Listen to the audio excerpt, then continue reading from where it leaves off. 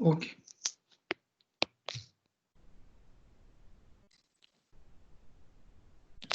एक minute, Bluetooth connect कर रहा हूँ। ओके, चलिए। सो हम लोगों ने यूरिनरी ब्लैडर पढ़ा था लास्ट क्लास में, और अब मैं स्टार्ट कर रहा हूँ प्रोस्टेट। आप सब जानते हैं प्रोस्टेट एक फाइब्रोग्लैंडुलर एलिमेंट से बनी एक ग्लैंड है, जिसमें फाइब्रो टिश्यू भी है, साथ में उसमें ग्लैंड्स भी है, बट ये चने के आकार के बराबर, और जैसे मटर होता है ना, सूखा मटर, उस तरह की कंसिस्टेंसी, हार्ड कंसिस्टेंसी की तरह करीबन 10 से 15 ग्राम की एक ग्लैंड होती है, जो नेक ऑफ द ब्लैडर पे सिचुएट होती है। नेक ऑफ द ब्लैडर, इसका एंटीरियर, मीडियन और पोस्टीरियर लोब होते हैं। प्रोस्टेट पुरुषों में एक्सरी सेक्सुअल ऑर्गन भी है। प्रोस्टेटिक फ्लूइड, जो कि सीमेन में बल्क प्रोवाइड करता है, कुछ ऐसे कंपोनेंट देता है जो कि सीमेन के लिए बहुत जरूरी है, फर्टिलाइजेशन के लिए बहुत जरूरी है। तो ये prostate neck of the bladder के जस्ट नीचे यूरेथ्रा के आसपास होती है, और यूरेथ्रा जो प्रोस्टेट से कवर होता है उसे हम प्रोस्टेटिक यूरेथ्रा बोलते हैं। और इसी के अंदर फिर सेमाइनल वेसिकल की डक्ट आती है, और प्रोस्टेटिक डक्ट, सेमाइनल वेसिकल की डक्ट और यूरेथ्रा में खुलती है। इसे हम इजैकुलेटरी डक्ट बोलते हैं, स्खलन नलिका, जो कि सीमेन को इजैकुलेट करती है। प्रोस्टेट इसके जस्ट आगे लगभग 2 से 3 सेंटीमीटर दूर पे सिम्फाइसिस प्यूबिस, यानी कि प्यूबिक बोन, दोनों तरफ वाली प्यूबिक बोन आपस में कनेक्ट कर जाती है, सिम्फाइसिस प्यूबिस। ये इससे जस्ट 2 से 3 सेंटीमीटर पीछे की तरफ प्रोस्टेट होती है। तो समझने वाली बात क्या है? समझने वाली बात यह है कि इसके आगे हड्डी है और पीछे भी कोई जगह नहीं है, रेक्टम वेक्टम सब भरे पड़े हैं। तो यदि प्रोस्टेट बढ़ेगी, तो प्रोस्टेट 15 ग्राम, 20 ग्राम की हो गई, 25 ग्राम की हो गई, बढ़ रही है, तो वो एक लेवल तक बढ़ के जस्ट बोन को टच कर जाएगी। अब और बढ़ेगी मान लो ग्लैंड, तो हड्डी तो खसक नहीं सकती ग्लैंड की, सिम्फाई प्यूबिस आगे खसक जाएगा, हिप बोन, रेक्टम पीछे खसक जाएगा, इम्पॉसिबल है। तो वो फिर वो यूरेथ्रा को कंप्रेस करेगी, और इस वजह से यूरेथ्रल स्ट्रक्चर के, यूरेथ्रा दबने के मेन सिम्टम मिलेंगे। इस बीमारी का नाम है बेनाइन प्रोस्टेटिक हाइपरप्लेजिया, बीपीएच, या इसी को सेनाइल एनलार्जमेंट ऑफ प्रोस्टेट बोलते हैं। अलग अलग नाम है।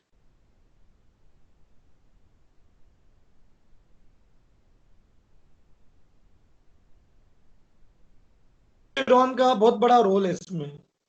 क्या होता है कि पुरुष जो है, आपने सुना होगा पुरुष को भी मेनोपॉज नहीं आता, तो पुरुषों में 50 साल, 55 साल, 60 साल में भी टेस्टोस्टेरोन रिलीज होता है, लेकिन उसकी जो सेक्सुअल डिजायर होती है वो खत्म हो जाती है ऑलमोस्ट। तो सेक्सुअल फंक्शन तो कम होते हैं, परफॉर्म होते नहीं, टेस्टोस्टेरोन रहता है।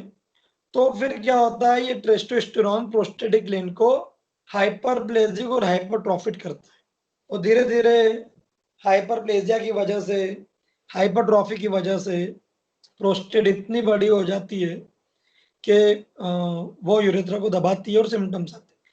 तो एक शब्द इसमें लिखा हुआ है, सर बेंजामिन ने बोला है कि जब हमारी आंखों में मोतियाबिंद आने लग जाए, हमारे बाल सफेद हो जाए, हमारे चेहरे पे झुर्रियां आ जाए, at the same time prostate will enlarge in its size. तो वो बोलना चाह रहे हैं कि मतलब अपने को बुढ़ापा आएगा पुरुष को, तो प्रोस्टेट बढ़ती है, और आपके पास ये बहुत मरी जाएंगे। हम लोग सिबेल सेरुलेटा और इनसे ऊपर ही नहीं आ पाते, बट दो और 5-6 मेडिसिन ऐसी है जो शानदार काम करती है ना, प्रोस्टेटोमिगेली पे। हम उससे बात करेंगे जब हम थेरॉप्स पढ़ेंगे। तो अभी स्टार्ट करते हैं बेनाइन एनलार्जमेंट ऑफ प्रोस्टेट। बड़ा टाइम पे आया करो शिखा। चलो, तो मैंने अभी प्रोस्टेट का एनलार्जमेंट समझाया, अब मैं लैंग्वेज पढ़ा रहा हूँ. Few other names have been given to this condition, like senile enlargement of prostate, adenoma, adenomyoma, क्योंकि मैंने बताया था मस्कुलर फाइब्रस और ग्लैंडुलर एलिमेंट है. Benign prostatic hyperplasia, nodular hyperplasia. तो सबसे कॉमन जो बोलते हैं ना वो इसको बीपीएच बोलते हैं, बेनाइन प्रोस्टेटिक हाइपरप्लेजिया. ठीक है, चलो सबसे आखिरी नाम जो बीपीएच है वो डॉक्टर मूरे ने इसका नाम दिया था. Now before considering the etiology of benign hypertrophy of prostate, hormonal influence of prostate should be considered. आपको कॉज समझने के पहले ये समझना पड़ेगा कि प्रोस्टेट पर कौन सा हार्मोन काम करता है. तो prostate male sex organs, male accessory sex organs है. तो हमारे पास पुरुषों के पास तो एक ही सेक्स हार्मोन टेस्टोस्टेरोन, महिला के पास दो है, एस्ट्रोजन प्रोजेस्टेरोन. तो कोई कंफ्यूजन हो सकता है, पुरुषों में तो कोई कंफ्यूजन है ही नहीं, testosterone. Hormonal influence on the prostate should be considered. The principal hormone which act on prostate is testosterone. Testosterone कौन सी सेल निकालती है? टेस्टोस्टेरोन कौन सी सेल निकालती है?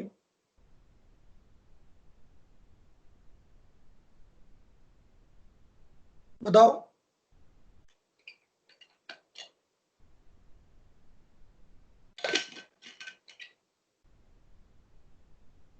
नहीं मालूम? लेडिंग सेल, ये ऐसी का एक और नाम है इंटरस्टिशियल सेल. तो लेडिंग सेल ले लो, इंटरस्टिशियल सेल ले लो, ये दोनों को स्टिमुलेट करने के लिए एक हार्मोन भी है जिसका नाम है एलएच, जिसको फीमेल में ल्यूटिनाइजिंग हार्मोन बोलते हैं और मेल में आईसीएसएच यानी इंटरस्टिशियल सेल स्टिमुलेटिंग हार्मोन बोलते हैं. ठीक है, चलो. तो एलएच हार्मोन का बढ़ना लेडिंग सेल को स्टिमुलेट करेगा और ये लेडिंग सेल्स टेस्टोस्टेरोन रिलीज करवाएगी और ये टेस्टोस्टेरोन हमारे एसेसरी सेक्स ऑर्गन को भी स्टिमुलेट करेंगे, उसमें से एक है प्रोस्टेट. तो कॉज, तो though the pathology have been well established कि ये नोडुलर हाइपरप्लेजिया होता है, बट इसका एग्जैक्ट कॉज नहीं मालूम. It is a disease process with a well defined age incidence. लेकिन ये प्रोस्टेट का बढ़ना बिल्कुल पुख्ता सबूत मिले इसके कि ये बिल्कुल वेल डिफाइंड एज रिलेटेड बीमारी है. मतलब it is essential disease of old age after 50. तो 50, 55, 60 के बाद ही ये बीमारी मिलती है, उसके पहले थोड़ा कम मिलती है, बहुत रेयर. सर बेंजामिन, जिन्होंने एक बहुत अच्छी बात बोली, he said when the hair become grey and thin, हमारे बाल झड़ें, पतले हो जाएं, सफेद हो जाएं, and when there is a form a white zone around the cornea, मोतियाबिंद हमारी आंखों में आने लग जाए, at the same time I dare say the prostate increase in volume. तो जब हमारे बाल सफेद होने लग जाएंगे, झड़ रहे हैं, हमारी आंखों में मोतियाबिंद आ रहा है, तो ये माना जा सकता है कि हमें बुढ़ापा आ रहा है और इसका मतलब प्रोस्टेट साइज में बढ़ सकती है, बट एग्जैक्ट नहीं माना. तो दो थ्योरी दे रखी है, हार्मोनल थ्योरी, मैं डिटेल में नहीं जाऊंगा, टेस्टोस्टेरोन, और नियोप्लास्टिक थ्योरी, वो डीएनए का म्यूटेशन ने, ये ने वो ने, माइटोसिस म्यूसिस बढ़ जाना, और नियोप्लेजिया यानी कि ट्यूमर डेवलप करना. क्लियर है? चलो. Pathology, the changes of two main type, overgrowth of the glandular element and overgrowth of the connective tissue element. ये दो बेसिक टिश्यूज बढ़ जाते हैं. ठीक है, चलो. The enlargement of the gland is due to formation of one or more nodules. तो दाने दाने दाने जैसा नोडुलर हाइपरप्लेजिया मिलता है, ग्लैंडुलर हाइपरप्लेजिया मिलता है, और इस तरह से इससे कैप्सूल पूरे इनलार्ज हो जाते हैं और वो हड्डी तक चले जाते हैं, सिंपल प्यूबिस तक, पीछे रेक्टम तक चले जाते हैं. फिर इसका बढ़ना फिर भी रुकता नहीं है. तो जो बीच में जिसके आसपास, जैसे यूरेथ्रा है और ये ग्लैंड है, अब ये बढ़ गई, अब ये और बढ़ेगी तो ये यूरेथ्रा को दबाएगी क्योंकि अब आसपास जगह नहीं. ठीक है, चलो, now what are the secondary effect due to prostatic enlargement. यदि प्रोस्टेट बढ़ेगी तो शरीर में क्या चेंजेस आएंगे? वैसे यूरेथ्रा में आएंगे, देखते हैं। तो change in urethra, the prostatic urethra become elongated, सूजन आ जाएगा क्योंकि यूरिन वहीं इकट्ठी है। The elongation is more pronounce in the portion about the, ये बोल रहा है कि जहां पर भी चोकिंग है उसके ऊपर ऊपर ज्यादा मात्रा में इलोंगेशन मिलेगा, इनलार्जमेंट ऑफ द प्रोस्टेट की वजह से। पोस्टीरियर कर्व थोड़ा सा और पीछे चले जाता है। यूरेथ्रा बिकम कंप्रेस्ड लेटरली, ये आपको पंच लाइन इस बीमारी, यूरेथ्रा लेटरली कंप्रेस हो जाता है, पिचक जाता है, ये सबसे मेन बात है, बाकी सब तो ठीक है।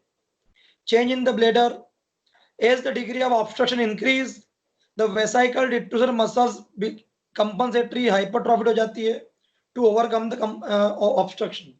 देखो यूरेथ्रा है वो दब गया है, तो डिट्यूसर मसल्स जोर लगा के यूरिन को बाहर निकालने का प्रयास करेगी ताकि जो ऑब्स्ट्रक्शन है वो ओवरकम हो जाए, और इस वजह से यूरिनरी ब्लैडर की डिट्यूसर मसल्स कंपनसेटरी हाइपरट्रॉफिड हो जाती है, प्रेशर बढ़ जाता है। ठीक है, स्टेगनेंट ऑफ पूल की वजह से रेसिडियल यूरिन बढ़ जाता है, यूरिन पूरी निकलती नहीं है, रिटेंशन ऑफ यूरिन मिलता है। पेशेंट बोलता है इनइफेक्चुअल डिजायर फॉर यूरिनेशन है मुझे, डॉक्टर साहब मुझे लगता है कि मैं पूरे बाथरूम कर लेता हूँ, फिर मुझे लगता है कि बहुत ज्यादा अमाउंट में यूरिन जो है वो ब्लैडर में इकट्ठी है। देखो, इसको टेस्ट करना बहुत अच्छी बात है। एक तो केयू भी कराओगे तो प्रोस्टेट थोड़ी बड़ी दिखी जाएगी, फिर भी ऑब्स्ट्रक्शन है कि नहीं है। तो पहले फुल ब्लैडर में सोनोग्राफी होती है, आप जानते ही हो, पूरा यूरिन ब्लैडर फुल चाहिए। फिर उसको बोलो कि जाओ बाथरूम कराओ शांति से। फिर अपन ने यूरिन इसने पेशेंट ने पूरी बाहर निकाल दी, फिर सोनोग्राफी के लिए बुलाया। तो पोस्ट रेसिडुअल वॉल्यूम हमको चेक करना रहता है, या पोस्ट एम्प्टी वॉल्यूम, मतलब कि पूरा ब्लैडर खत्म करने के बाद में भी कितना। ये क्वेश्चन अभी अभी एनआरएचएम वाले एग्जाम में भी आया था। नॉर्मली 50 ml तक रेसिडुअल वॉल्यूम रहता है, उससे ज्यादा है तो ये सिग्निफिकेंट है कि प्रोस्टेट बढ़ चुकी है, यूरेथ्रा पिचक रहा है, ब्लैडर पूरा यूरिन क्लियर नहीं कर पा रहा है, ये ध्यान रखना। ठीक है, चलो, तो ये भी देखने को मिलता है। ठीक, सिस्टाइटिस वगैरह हो जाएगा, स्टोन बन जाएंगे। ठीक है, ओके। इसके अलावा एक चीज और होती है, इनलार्ज प्रोस्टेट में कंप्रेस द प्रोस्टेटिक वीनस प्लक्सस, जो प्रोस्टेट के आसपास की वेन है वो भी हड्डी और प्रोस्टेट के बीच में दब जाएगी और प्रोस्टेट की वेन कंप्रेस हो जाएगी, और इस वजह से एक वेरिकोज वेन मिलेगी जिसको हम वेसाइकल पाइल्स बोलते हैं, वेसाइकल पाइल्स। तो यूरिनरी ब्लैडर और प्रोस्टेट की वेन फूल जाएगी, वेसाइकल वेरिकोसिटी, वेसाइकल पाइल्स, ये मिलते हैं। ठीक है, यूरेटर किडनी में भी हाइपरट्रॉफिड हो जाएगी क्योंकि यूरिन का फ्लो नहीं हो रहा है, किडनी में स्टोन बन जाएंगे, पाइलोनेफ्राइटिस होगा, किडनी फेल भी हो सकती बिकॉज ऑफ द ऑब्स्ट्रक्टिव यूरोपैथी। तो प्रोस्टेट का बढ़ना नुकसान है, हाइड्रोनेफ्रोसिस भी करा देगा।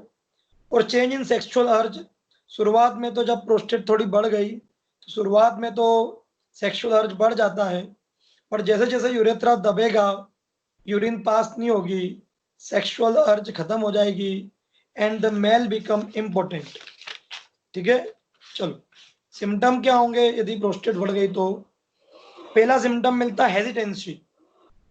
हेजिटेंसी मतलब पेशेंट गया यूरिन में और क्या बोलता है यूरिन करने के दौरान कि भैया डॉक्टर साहब फ्लो नहीं आ रहा है, धार जिसको बोल, धार, धार गांव की बात नहीं हो रही, फ्लो वो प्रॉपर नहीं है, पहले फ्लो इतना दूर था अब इतना है। इसको चेक करने के लिए एक यूरोफ्लोमेट्री टेस्ट होता है, सेंसर होते कमोड में लगे हुए, और पेशेंट को बोलता है कि अब बाथरूम करो, पूरा जब ब्लैडर भर जाता है तब पेशेंट को बोला जाता है, तो फिर वो फ्लो करता है।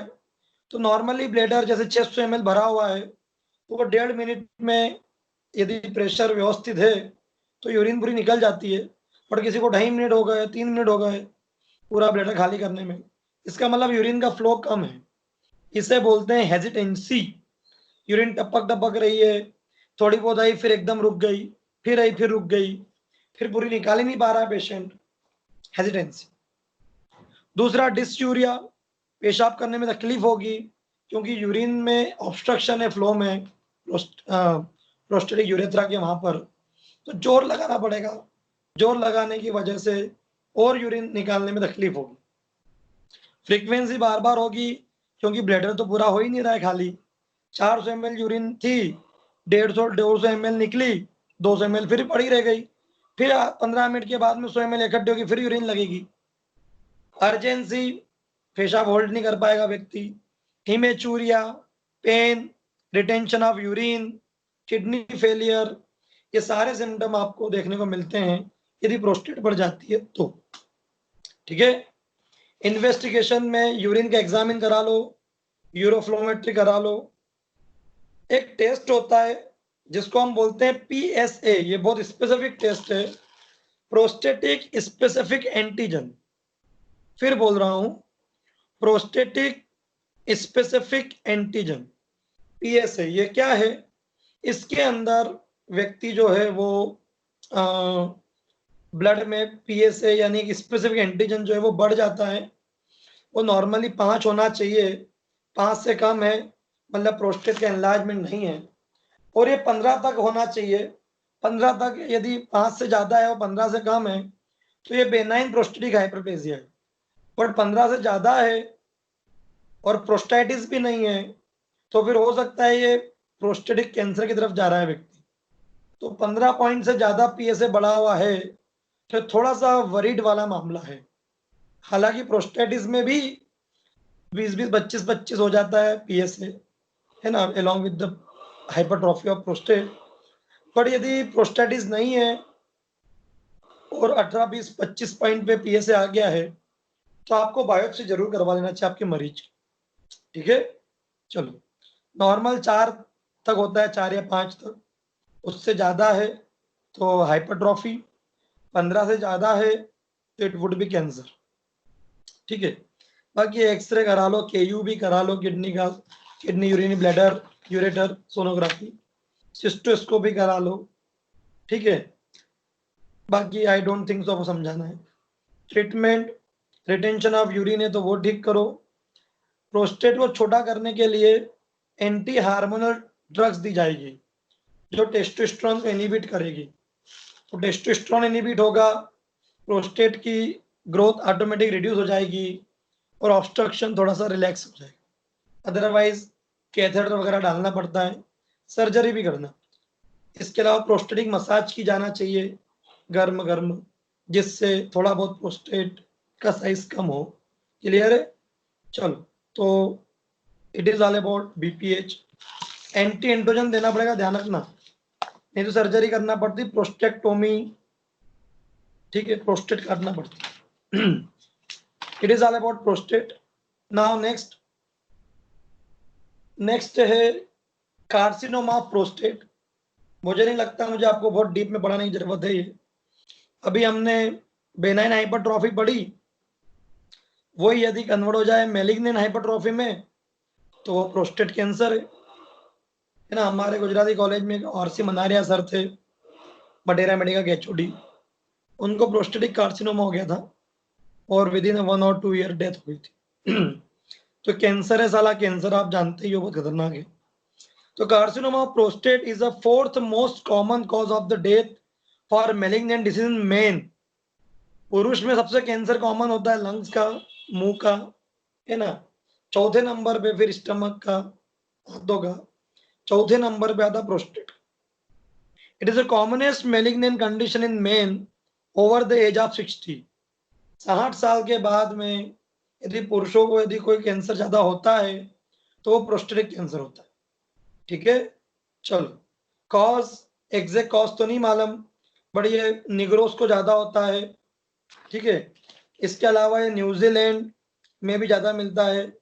It is rare in Japan, थोड़ा सा अमेरिका में, अमेरिकन निग्रोस में कॉमन है ना। एग्जैक्ट कॉज तो नहीं मालूम, बट वही सेक्स हार्मोन, कोई जो होते हैं ना WWF के ये जो लोग बॉडी बिल्डर, ये भी टेस्टोस्टेरोन वगैरह सेक्स हार्मोन खाते हैं, है ना। और भी बहुत सारी अलग अलग चीजों में सेक्स हार्मोन ट्रीटमेंट में यूज करते हैं। किसी ने अति कर दी हार्मोन खा खा के तो उसको भी कैंसर हो सकता है। म्यूटेशन जिम्मेदार है इसके लिए, ठीक है। इसके अलावा साइकोटिक हमारा नेचर, रेडिएशन, केमिकल बेंजीन्स वगैरह, ये सभी भी प्रोस्टेट कैंसर करा सकते हैं। बट मेन कॉज है टेस्टोस्टेरोन। साइट ये कहीं भी हो सकता है, लेकिन ये पोस्टीरियर लोब में थोड़ा ज्यादा होता है, ठीक है। चलो नाउ ग्रेडिंग तो नहीं पढ़ना, टीएनएम ही आएगा इसमें। सिम्टम वही, एक तो ऑब्स्ट्रक्शन तो यूरिनरी फ्लो होगा, है ना। अब देखो, जो प्रोस्टेट का बेनाइन हाइपरट्रॉफी था और कैंसर, उसमें ग्रॉस इमेचुरिया नहीं मिल रहा था, माइल्ड मिल रहा था, माइक्रोस्कोपिक मिल रहा था। इसमें ग्रॉस इमेचुरिया मिलेगा, बेहतरीन यूरिन में ब्लड आएगा। उसमें केडेक्शिया नहीं मिल रहा था, इसमें व्यक्ति केडेक्शिया हो जाएगा बहुत ज्यादा मात्रा में, दिन पे दिन दुबला होगा और सूख जाएगा, डेथ हो जाएगी। तो दर्द बहुत बढ़ जाएगा, ब्लीडिंग बहुत बढ़ जाएगी, केडेक्शिया सीवियर हो जाएगा और it would be death. Clear है। चलो, तो it is all about TNM classification. आप जानते हो T0 N0 M0 मतलब कोई कैंसर नहीं है। T1 N0 M0 मतलब ट्यूमर बढ़ गया है लेकिन लिम्फ नोड इन्वॉल्व नहीं हुए हैं और मेटास्टेसिस भी नहीं हुआ है। N फॉर नोड्स और M फॉर मेटास्टेसिस। फिर T2 N1 M0 मतलब ट्यूमर और बड़ा हो गया है, कैंसर और फैल गया है, नोड इन्वॉल्व हो चुके हैं लेकिन रीजनल लिम्फ नोड ही है। और M0 मतलब मेटास्टेसिस नहीं हुआ है। T2 N1 M1 यानी ट्यूमर बड़ा है, लिम्फ नोड भी इनलार्ज हो चुके हैं और मेटास्टेसिस भी स्टार्ट हो चुका है। T3 N2 M1 साइज और बड़ा हो गया ट्यूमर का, लिम्फ नोड अब दूसरी जगह पे भी इन्वॉल्व हो रहे हैं और मेटास्टेसिस फैल रहा है। तो ये टीएनएम स्टेजिंग होती है, आप जानते हो इसके बारे में। इन्वेस्टिगेशन में पीएसए कराना, पीएसए 20 से ज्यादा मिलेगा। एक्सरे कराओ, सोनोग्राफी कराओ, केयूबी कराओ, एमआरआई सीटी स्कैन कराओ। सबसे बढ़िया बायोप्सी करना पड़ती है। बायोप्सी के अलावा इसका कोई इलाज मतलब वो नहीं है कि आप ये सर्टेन कर पाओ कि इसको कैंसर है कि नहीं है, ठीक है। चलो, ठीक कैसे करोगे? Radiotherapy, chemotherapy, surgery. सर्जरी कर दो। ऐसा देखा गया है, ऐसा देखा गया है कि जिन लोगों ने, जिनको कैंसर की हिस्ट्री है या वॉट एवर, और जिन लोगों ने टेस्टिस रिमूव करवा लिए 50-55 के बाद, उन लोगों को प्रोस्टेटिक हाइपरप्लेजिया भी नहीं मिलता, बेनाइन, ना कैंसर होता है। तो आर्किटेक्टोमी इसका एक बहुत बड़ा इलाज भी है, होने से पहले ही, क्योंकि टेस्टिस रिमूव हो जाएंगे तो टेस्टोस्टेरोन नहीं निकलेगा, और टेस्टोस्टेरोन नहीं निकलेगा तो प्रोस्टेट ना हाइपरट्रॉफिड होगी ना कैंसर होगा। तो लोग प्रिवेंटिवली ये करा लेते हैं। क्लियर है। चलो, नेक्स्ट है प्रोस्टेटिस। मैं डीप में नहीं जाऊंगा। इन्फ्लामेशन ऑफ प्रोस्टेट, और इसमें भी पीएसए बढ़ जाता है 15 से ज्यादा। इन्फ्लामेशन है, बुखार भी आएगा, दर्द बहुत होगा, स्वेलिंग मिलेगी प्रोस्टेट में, लेकिन यूरेथ्रा इतना नहीं पिचकेगा क्योंकि नोड्यूलर हाइपरट्रॉफी नहीं हो रही, जस्ट सूजन है पानी वाला। तो यूरिनरी ऑब्स्ट्रक्शन सिम्टम प्रोस्टेटिस में कम मिलते, दर्द, सुब्रा प्यूबिक स्वेलिंग ये मिलता है, ऑब्स्ट्रक्शन सिम्टम कम मिलते हैं। फीवरिश फील होता है पेशेंट को। ट्रीटमेंट में एंटीबायोटिक दो, एनाल्जेसिक दो, गरम गरम मसाज कर लो, ठीक हो जाता है। ठीक है। चलो, नेक्स्ट निकालिए यूरेथ्रा। यूरेथ्राइटिस नेक्स्ट टॉपिक है, बट मैं आपको डीप में नहीं जाऊंगा क्योंकि मैं पढ़ा चुका हूँ यूटीआई में। यूरेथ्रा का इन्फ्लामेशन यूरेथ्राइटिस कहलाता है। 90% ई कोलाई जिम्मेदार है, जो हमारे पेट में रहता है वो यूरेथ्रा में घुस के ब्लेडर में जाता है, फिर यूरेटर में, फिर रिनल पेल्विस में, और वो पाइलोनेफ्राइटिस कराता है। दूसरी बात यह है कि यूरेथ्राइटिस सिम्टम्स क्या आएंगे, तो पेशाब में तकलीफ होगी, बर्निंग मिक्सचरेशन मिलेगा, यूरेथ्रा बहुत सेंसिटिव हो जाएगा। इसकी एक बहुत अच्छी होम्योपैथिक दवाई है कैनाबिस सटाइवा। कैनाबिस सटाइवा में यूरेथ्राइटिस है तो पेशेंट टांगे चौड़ी कर करके चलता है ताकि वो टकराया है बीच में दो जांघों के बीच में, तो चलते वक्त तो उसको बेहतरीन दर्द होता है। इसलिए यूरेथ्राइटिस कैनाबिस सटाइवा बहुत अच्छी दवा भी है। इसमें बेहतरीन दर्द, बर्निंग मिक्सचरेशन, ये सब कीनोट सिम्टम, और ये यूटीआई का पार्ट है।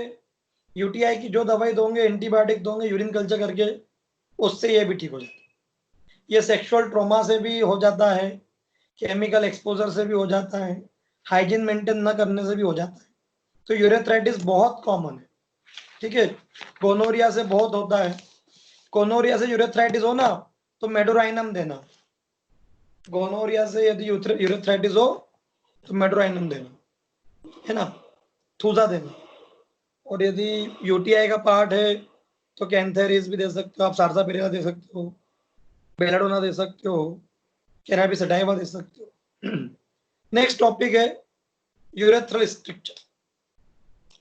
हालांकि ये बीमारी थोड़ी कम कॉमन है अब, यूरेथ्रल स्ट्रिक्चर, बट कभी कभी यूरेथ्रा पिचक जाए, वो बाय बर्थ कॉन्जेनिटल हो सकता है, या एक्वायर्ड जैसे प्रोस्टेट बढ़ गई, है ना, या फिर आसपास से कोई हर्निया वर्निया हो गया और ये दब रहा है, या फिर इन्फ्लामेटरी स्ट्रक्चर हो गया है, because of the inflammation lead necrosis, and necrosis leads scarring, fibrosis, और फाइब्रोसिस जो है वो थोड़ा सा श्रिंक होता ही है, तो वो वाली प्रॉब्लम इसमें मिल सकती। सबसे ज्यादा जो प्रॉब्लम थी पहले वो K90 कैथेटर डालने पर होती थी। नया नया BHMS BMS किया हुआ डॉक्टर है, MBBS है, इंटर्नशिप चल रही है, और उसको बोला डाल कैथेटर डाल। और कैथेटर डालने में आप जानते हो ना, पुरुषों में एस शेप्ड होता है अपना यूरेथ्रा, तो उसमें डालने में कई बार चोट लग जाती है, और चोट लगने की वजह से प्रोस्टेटिस मिलता है। तो urethral stricture nowadays, acquired urethral stricture is rare. There are various causes of stricture of urethra. The commonest is a traumatic. तो मैंने बताया ना कि कोई ने नया नया बंगाली डॉक्टर है, नया नया BMS BHMS है, घुसा दिया आर पार जिलाधार, तो क्या हो जाएगा, ट्रोमेटिक हो जाएगा यूरेथ्राइटिस। एंडोस्कोपी में भी हो सकता है। वजह बाय बर्थ हो सकता है, डेवलपमेंटल एरर है, ट्रोमेटिक कैथेटर डालने में प्रॉब्लम हो गई है, ये इंटरकोर्स में भी। इन्फ्लामेट्रिक, गोनोरिया इसका बेस्ट कॉज, गोनोरिया और सिफिलिस, इन्फ्लामेटरी। इंस्ट्रूमेंटल या फिर पोस्ट ऑपरेटिव, प्रोस्टेट का सर्जरी वर्जरी हो रही थी, चोट यूरेथ्रा पे भी लगी, तो स्कार बनेगा और स्कार श्रिंक होगा, तो यूरेथ्रा पिचक जाएगा।